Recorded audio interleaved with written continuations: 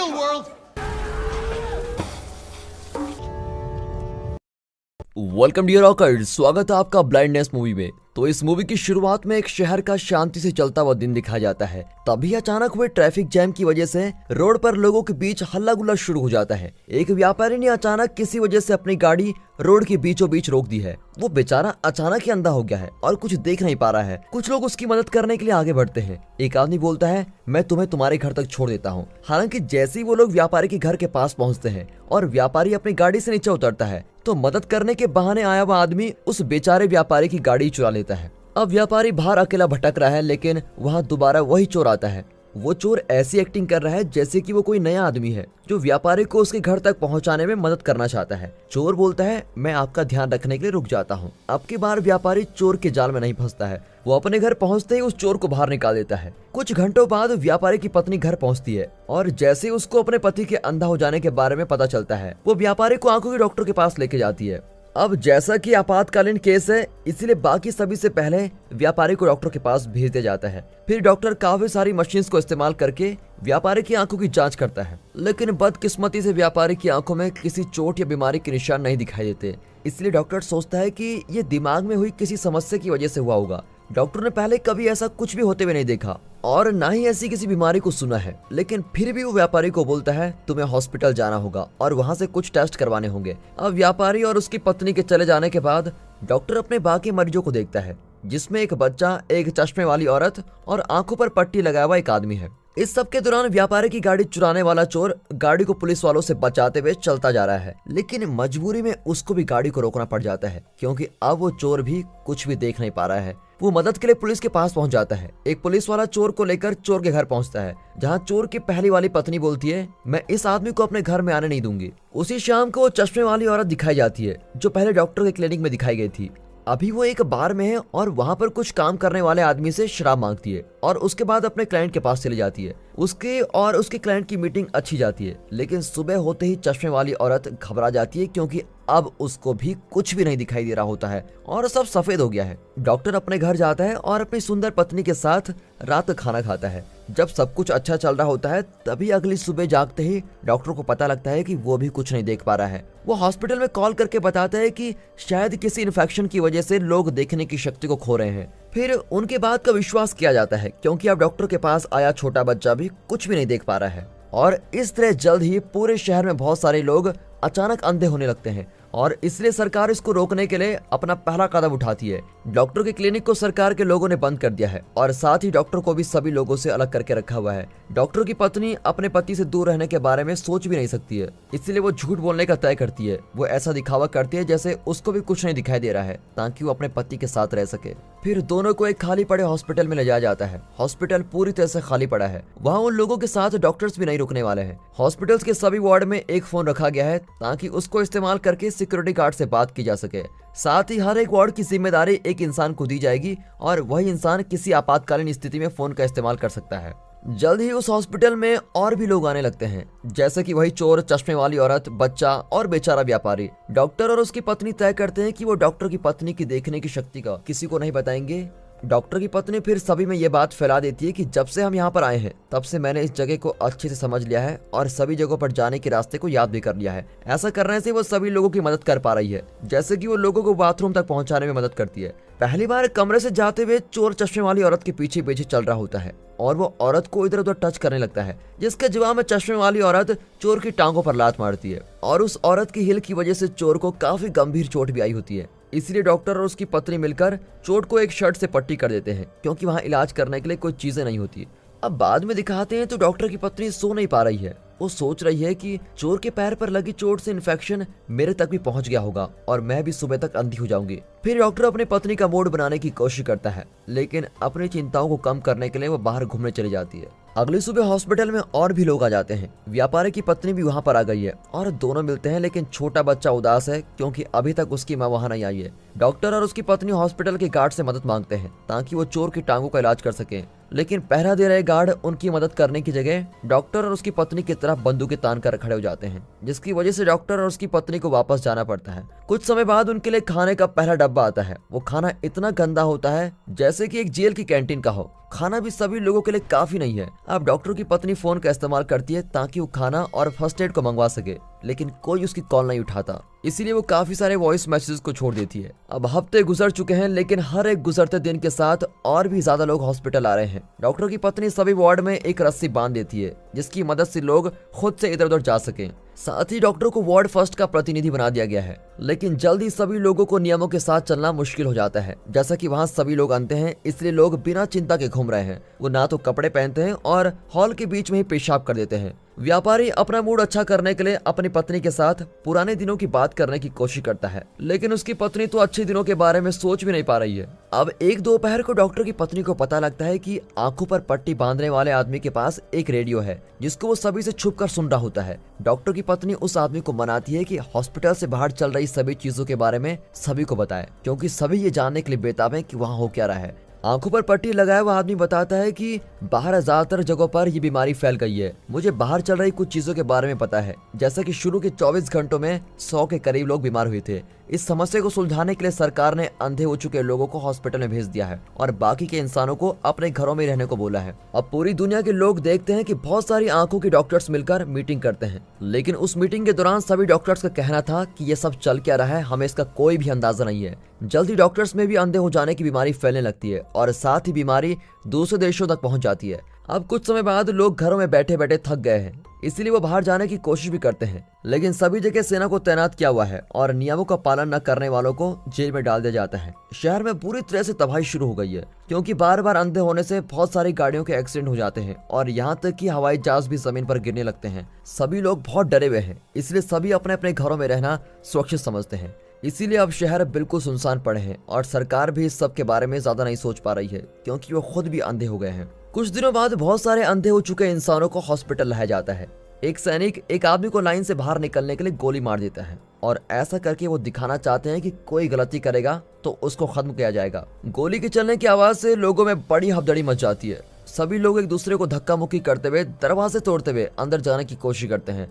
सबसे बुरा तो ये होता है कि कोई भी सैनिक उस मरे हुए आदमी की लाश हटाने के लिए नहीं आता।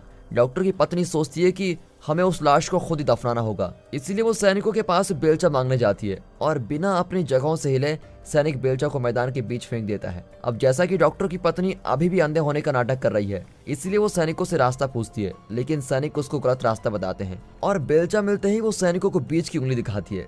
इसके दौरान डॉक्टर बाकी वार्ड्स के प्रतिनिधियों से बात करता है कि हमें बाहर पड़े आदमी की लाश को दफनाना होगा। वो साथ ही बताता है कि 2 और लोगों को गोली लगी है और कोई ऐसा वार्ड भी है जो बाकी वार्ड से ज्यादा खाना ले रहा है। अब बार में काम करने वाला आदमी बोलता है, मैं डॉक्टर की बकबक सुनकर तंग हो गया हूँ, इसीलिए अब से वार्ड 3 का मैं राजा हूँ। वो बोलता है, मैं अपना पहला निर्णय ये लेता हूँ कि हमारे वार्ड वाले जितना चाहें उतना खाना खा सकते हैं और हम लाशों को दफनाने में कोई मदद नहीं करने वाले। दूसरी तरफ डॉक्टर की पत्नी चोर के पास जाती है, जिसको चोट लगने की वजह से काफी ज्यादा बुखार भी हो गया है। वो चोर के साथ अच्छे से व्यवहार करने की कोशिश करती है, लेकिन चोर बेचारे को डराते हुए धमकाता है, मुझे पता है तुम अंधी नहीं हो, तुम सब कुछ देख सकती हो। अब ये बात सुनकर डॉक्टर की पत्नी भागते हुए अपने पति के पास जाती है और रोने लगती है। वो चोर भी अपना दर्द और ज्यादा सहन नहीं कर पा रहा है और वो ऐसे दर्द के साथ नहीं मरना चाहता, इसलिए वो खिसकता हुआ बाहर जाने लगता है और वहाँ फौजी उसको गोली मार देते हैं। डॉक्टर की पत्नी को इस बात का बहुत बुरा महसूस होता है, इसलिए वो सोच रही है कि क्या मुझे सभी को सच बता देना चाहिए, लेकिन ऐसा करने से उसको डॉक्टर मना कर देता है और बोलता है, हमारा रिश्ता पति पत्नी से ज्यादा एक नर्स और डॉक्टर का हो गया है। कुछ समय बाद एक अकाउंटेंट की मदद से बारटेंडर को वहाँ का ऑफिस मिल जाता है। वो अकाउंटेंट वार्ड 3 में रह रहा है और वो तो पैदा होने के समय से ही अंधा है। इसका मतलब यह है कि उसको ऐसे अंधों की तरह रहने में कोई दिक्कत नहीं हो रही है। ऑफिस में रखे माइक और स्पीकर की मदद से बारटेंडर बोलता है, अब से मैं इस पूरे हॉस्पिटल का राजा हूँ और सब कुछ मेरे हिसाब से ही चलेगा। वो साथ ही बोलता है कि मैं यहाँ रहने का पहला नियम बताने जा रहा हूँ, खाने के लिए सभी को पैसे देने होंगे। इस नियम को सुन के कोई भी खुश नहीं होता और जल्दी वहाँ पर उथल पुथल मच जाती है। खाने को रखने वाली जगह पर बुरे हाल हैं, क्योंकि खाना पीने के लिए सभी लोग लड़ाई कर रहे हैं। तभी बारटेंडर अपना खुफिया दाव खेलता है। वो अपनी एक बंदूक बाहर निकालता है जिसको वो चुपचाप हॉस्पिटल आते समय लेके आया था। वो गोली चलाता है और सभी लोगों को वापस उनकी जगहों पर भेजकर खाने वाले कमरे पर कब्जा कर लेता है। वो बोलता है, हम खाने वाले कमरे पर दिन रात नजर रखेंगे और अगर कोई भी हमारा खाना चुराने की कोशिश करेगा वो मेरी गोली का शिकार बन जाएगा। कुछ लोग इस बात को मानना नहीं चाहते, लेकिन किसी ऐसे से दुश्मनी करना भी सही नहीं रहेगा जिसके पास एक खतरनाक हथियार हो। फिर डॉक्टर की पत्नी अपने वार्ड के लोगों से चीजें इकट्ठा कराना शुरू करती है। वो शादी की अंगूठियां, गहनों से लेकर लोगों की जेब में मिलने वाली सभी छोटी बड़ी चीजों को इकट्ठा करते हैं। हालांकि डॉक्टर की पत्नी को एक औरत के बैग से कैंची मिलती है और वो उसको अपने पास रख लेती है। छोटे बच्चे के पास देने के लिए कुछ भी नहीं होता, इसीलिए चश्मे वाली औरत उसकी मां बनने का तय करती है और वादा करती है कि अब से मैं इस छोटे बच्चे के पैसे दिया करूंगी। फिर खाने वाले कमरे में अकाउंटेंट अपने तजुर्बे का इस्तेमाल करते हुए खाने को छू रहा है और ऐसा करके वो अच्छे खाने और बुरे खाने को अलग कर रहा है। बारटेंडर ये नहीं देख रहा है कि किसका दिया सामान कितना महंगा है। वो सभी वार्ड को खाने के 2 डब्बे पकड़ाता है। जो उसके खिलाफ आवाज उठाएगा वो उसको धमका देता है। काफी सारे लोगों को तो एक इंसान का खाना बांटकर खाना पड़ रहा है। अब डॉक्टर अपने आप में ही रहने लगा है। उसको लग रहा है कि वो अपने वार्ड को संभाल नहीं पाएगा और असफल हो गया है। अब चश्मे वाली औरत डॉक्टर को अच्छा महसूस कराने के लिए उसके पास आती है और बोलती है, तुम एक बंदूक के खिलाफ कुछ नहीं कर सकते हो। अचानक दोनों के बीच नजदीकियां बढ़ जाती हैं और वो जमीन पर ही शुरू हो जाते हैं। जब उनका ये काम खत्म होने वाला होता है तभी डॉक्टर की पत्नी वहां आकर सब कुछ देख लेती है। अब बात को बड़ा बनाने की जगह वो चश्मे वाली औरत से बोलती है, मुझे सब कुछ दिखाई देता है लेकिन तुम इस बात को किसी को मत बताना। लेकिन वो साथ ही साथ बोलती है कि मेरे पति से दूर रहना। अब 1 हफ्ते बाद जब सामान और खाने के बदले किसी के पास देने के लिए कुछ नहीं बचा है, बारटेंडर बोलता है, हम लड़कियों और औरतों के साथ सोएंगे और उसके बदले में खाना देने को तैयार हैं। इस वजह से डॉक्टर की पत्नी बाहर जाती है और सिपाहियों से पूछती है, हमें बाकी का नया राशन कब दिया जाएगा। जबकि जवाब में बताया जाता है कि हमारे पास जितना भी राशन था हमने सब कुछ तुम्हें दे दिया है, अब तुम लोग उसको कैसे बांटोगे वो तुम खुद ही देखना। यहाँ वार्ड 1 में बात चल रही है कि उन्हें खाने के लिए अब क्या करना चाहिए। तभी डॉक्टर बीच में बोलता है, हम तय नहीं करेंगे कि कोई औरत बारटेंडर के पास जाएगी या नहीं। जो औरत जाना चाहती है वो खुद जा सकती है। इसके लिए कोई जोर जबरदस्ती नहीं की जाएगी और ना ही किसी औरत के बारे में गलत सोचा जाएगा क्योंकि ये सब मजबूरी में किया जा रहा है। काफी देर सोचने के बाद एक औरत ऐसा करने के लिए तैयार हो जाती है। कुछ और औरतें भी मान जाती हैं, जैसे कि डॉक्टर की पत्नी और चश्मे वाली औरत। व्यापारी नहीं चाहता कि उसकी पत्नी ऐसा करे, लेकिन उसकी पत्नी बोलती है, जब सभी को मजबूरी में ये करना पड़ रहा है तो मुझे भी करना पड़ेगा, और ऐसा बोलकर वो चली जाती है। अकाउंटेंट औरतों को लेने आता है और उनको खाने वाले कमरे में लेकर जाता है, जहां उन औरतों को अपनी जिंदगी की सबसे बुरी रात देखनी पड़ती है। वो आदमी इतने दुष्ट और खतरनाक हैं कि उनमें से एक आदमी इतना बुरा करता है कि जिसकी वजह से एक औरत मारी जाती है। अगली सुबह डॉक्टर की पत्नी बाहर आती है और बोलती है, कोई अंदर जाओ और वहां से खाने के डिब्बे उठा लाओ। उसने ऐसा इसलिए बोला है क्योंकि वे सभी औरतें एक लाश को अपने साथ उठाकर ला रही हैं। वो उस औरत की साफ सफाई करके उसको अच्छा अलविदा करना चाहते हैं क्योंकि वो उसका अधिकार रखती है। बाद में उस दिन अकाउंटेंट बाकी वार्ड में जाकर पूछता है, क्या कोई और औरत भी खाने के बदले हमारे साथ सोने को तैयार है। अकाउंटेंट तो कुछ ज्यादा ही हिम्मत वाला है क्योंकि इतना सब होने के बाद भी वो वार्ड 1 में जाता है और औरतों के काम के लिए शाबाशी देता है। ऐसा लग रहा है जैसे कि उसको पता ही नहीं है कि पिछली रात के दौरान वार्ड 1 की एक औरत मर गई थी। इसलिए डॉक्टर की पत्नी ये बात अकाउंटेंट को बताती है और अकाउंटेंट ये बात सुनकर कुछ बोल नहीं पाता। और अब इन सभी मुसीबतों की वजह से डॉक्टर की पत्नी हार मान जाती है और वो अपने साथ कैंची लेकर खाने वाले कमरे में पहुंचती है। वहाँ सभी लोग वार्ड 2 की औरतों में काफी मशरूफ होते हैं। अब बिना किसी झिझक के डॉक्टर की पत्नी बारटेंडर को कैंची से मार देती है और जल्द ही वहाँ की औरतों को अपने साथ बाहर भगा देती है। इसके दौरान अकाउंटेंट को समझ आने लगता है कि वहाँ पर चल क्या रहा है, इसलिए वो बंदूक निकालकर गोलियां चलाने लगता है, लेकिन उसके सभी निशाने चूक जाते हैं। डॉक्टर की पत्नी बाहर जाते हुए बोलती है, अगर तुम लोग खाना देना शुरू नहीं करोगे तो तुम्हारे और भी लोग मारे जाएंगे। डॉक्टर को डर लगने लगता है कि इसकी वजह से लड़ाई शुरू हो सकती है और बिल्कुल वैसा ही होता है। वार्ड 3 खाना तो दे नहीं रहा है, साथ ही उन्होंने वहां जाने का रास्ता भी बंद कर दिया है। अब वार्ड 1 तय करता है कि वो अपना सामान वापस पाने के लिए लड़ाई करेंगे। अब इससे पहले कि वो कुछ कर पाते, एक और औरत वार्ड 3 के आदमियों से बदला लेने के लिए तैयार होती है और पता लगता है कि उस औरत ने अभी तक अपने जेब में एक लाइटर छुपा कर रखा हुआ है। वो चुपचाप वार्ड 3 में जाती है और वहां पर आग लगा देती है और आग की लपटें बहुत तेजी से फैलती है और कुछ आदमियों को जला देती है। अब इससे पहले कि और नुकसान होता, डॉक्टर की पत्नी सभी लोगों को अपने पीछे पीछे बिल्डिंग से बाहर लेके जाती है।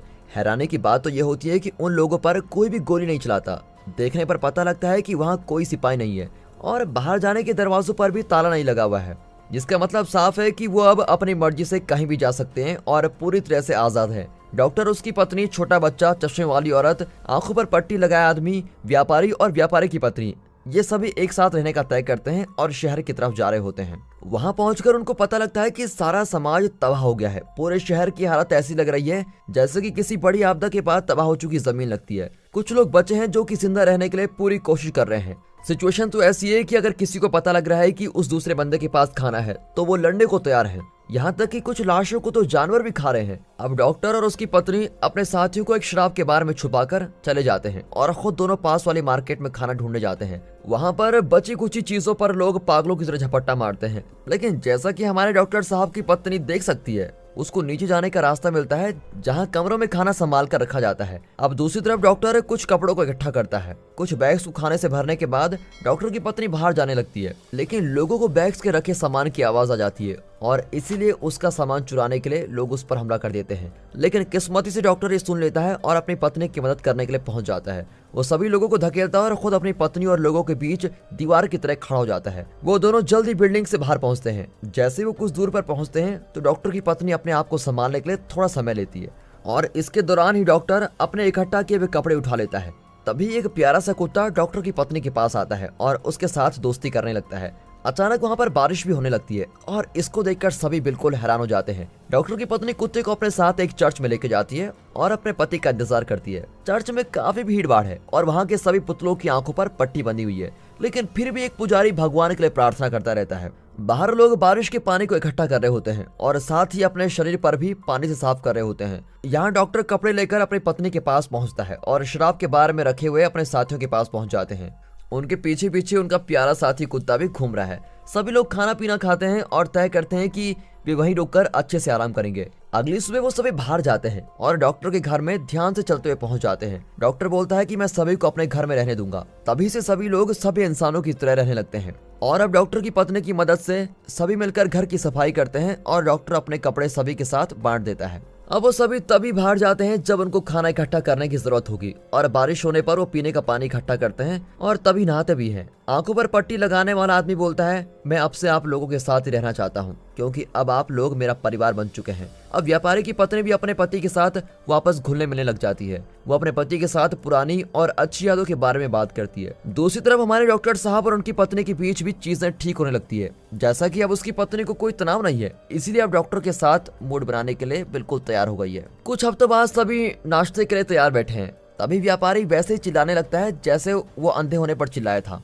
उसका अंधापन जा चुका है और अब वो सब कुछ देख पा रहा है। फिर सभी लोग जश्न मनाते हैं क्योंकि उनको महसूस हो गया है कि लोगों का शरीर इस बीमारी से लड़ सकता है और उनका अंधापन भी जल्दी ठीक हो जाएगा। और दोस्तों इसी के साथ ये मूवी यहाँ पर खत्म हो जाती है। वैसे दोस्तों इस मूवी को देखकर तो समझ आ जाता है कि हमें अपनी आंखों को बहुत ध्यान से रखना चाहिए क्योंकि आंख हमारी जिंदगी का सबसे अहम हिस्सा है जिसके बिना सब कुछ अधूरा लगता है। आई होप दोस्तों आप लोग भी कुछ अच्छा सीख गया होंगे इस मूवी से। तो दोस्तों आपको ये मूवी कैसे लगी कमेंट करके जरूर बताइएगा और अगर वीडियो अच्छी लगी हो, एक्सप्लेनेशन अच्छा लगा हो, मूवी अच्छी लगी हो, वीडियो को लाइक कर दें, चैनल को सब्सक्राइब करना बिल्कुल मत भूलिएगा।